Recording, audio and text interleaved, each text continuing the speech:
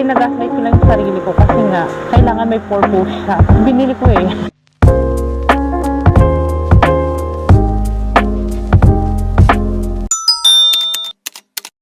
Welcome back to my channel, and today I will going to have an unboxing merch haul that I got, which is Essence of February pop-up store here in Manila.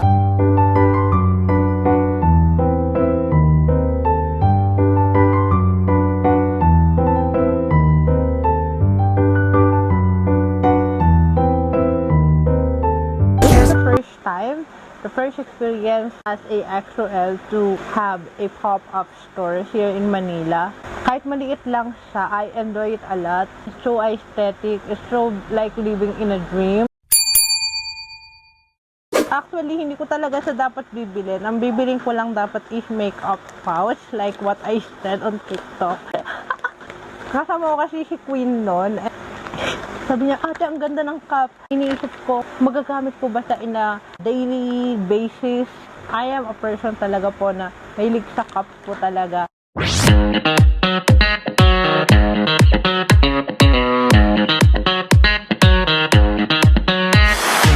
So, this is February. Yan, makikita niyo sa inside yan sa, yan. So, di mo mapipil talaga na parang pipitsuging cup lang siya. Then, the type po, sobrang ganda din. For me, kasi adjustable sa, yes, ayoko kasi din yung maraming butas, ayoko nun. This name is bake yun, yan, bake yun. Dito makikita na may bake yun. Actually, sinuot ko na sa on the spot during concert ni bake yun. And sobrang ganda kasi nung tela niya, guys. So, sooner or later, kailangan ko na rin sa laban kasi para mabango. Pero natatakot ako baka mag-fade yung kulay. Pero wish ko sana wag naman. Doon kasi makakikita kung maganda talaga yung cup eh. Pag nag-fade yung kulay niya. Cost of 1,700 plus. Free size sa cotton blend fabric. So, it's a gray. Hindi ako mag-grip talk. Pero binili ko siya. Ang ganda niya kasi sa personal as in. It's pagbudol sa akin. Thank kay Aya. Ito yung pinaka-first grip talk ko. Hindi ako mag-grip talk, guys. I never use grip talk in my life. Pero nabudol ako ng grip talk. This is the grip talk, guys.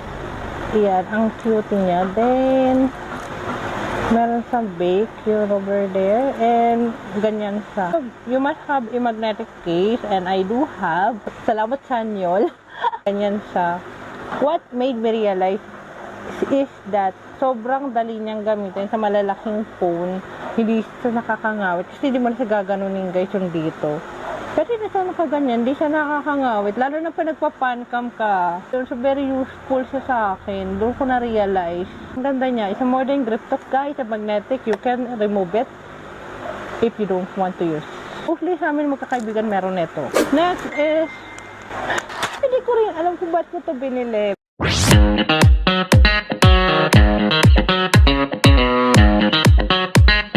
Wala kasi akong card holder ni Bake na paglalagyan ko ng photo cards niya. Kaya, bumili ako nito. It's very cute.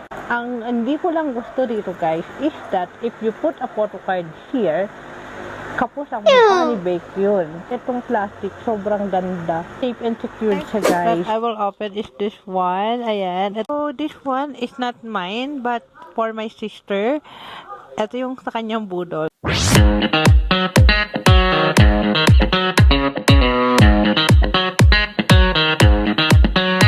Maganda naman siya, as long na hindi siya mag-ihimol-mol, is very good. And ang ganda rin ng fit niya, guys. And for me kasi, naliliitan ako sa kanya. Pero overall, I love this one. Ito naman yung ano niya, yung burda. If you will make me choose between a beanie and the cup, I will choose the cup still. This is the last one that I bought.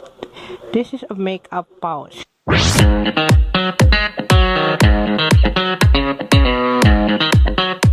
This one, I really love this from the start that I see it from the post. Sabi ko, ito yung bibiling ko talaga, guys, makeup pouch. Pero instead, I choose this one, the cup. Pero hindi ko talaga matiis to kasi ewan ko, may something sa kanya na gustong gusto ko. Ang purpose ko talaga dito is for travel. Since that we're planning to go travel next year again, The makeup pouch siya, guys. Pero kung sasabihin mo yung ganda niya, guys, sobrang ganda niya talaga. Cutesy. Ang ganda rin ng kulay, white violet. This one, ang ganda niya, guys. Meron ganitong pen, the acrylic. And this one, yung handle niya, Essence of Reverie. Guys, ang maganda sa kanya, maganda ito. Ito yung cloth na alam mong hindi agad mapupunit or what. That time, talagang hawak na kaganito na ako nun sa pop-up. Makeup pouch, you see. The things that I'm considering that time, if madumihin sa manipis yung zipper niya. So, I'm doubt kung gano'n sa magiging katibay. Siyempre, given the price of 1,356. Malambot siya, so foam. So, sabi ko, pagka nilaban ko to, baka numipis. Tapos, feather pa siya, no? Baka maging fade na siya. Hindi na sa ganito ka-floppy. So, white niya. Knows the girls as mabilis mag-leak talaga yung mga makeup. Lalo na pagka yung mga lip tint. Pagka sinara mo, konti. So, didikit na siya dito. So, may nakita kasi akong hack na sinare ng XOL sa Twitter. Yung plastic na ilalagay yung Ziploc. Sabi ko, o nga no, may cons na eh. Tsaka may pros. Kasi pag bibili ka talaga nito, ang mapapasabi mo, ang ganda niya, ang cute. Pero, may pero guys. So, hindi talaga maaalis natin ng pero. Pero ang ganda niya guys, sobra, as in, I love it. Para sang unan, parang it's so dreamy. Tell me that you black dream, the black dream. And that I got SS Reverie, this one. Ang cutesy. And ito. Puppy bacon. Kiyawo. Yeah. Cute. Bacon eh, cute. Random niya. Yan, ito yung binigay niya. Ayan, sa Essence of Reverie. And that is the end of Mert haul unboxing with me. All the things that I got during a pop-up store of Essence of Reverie.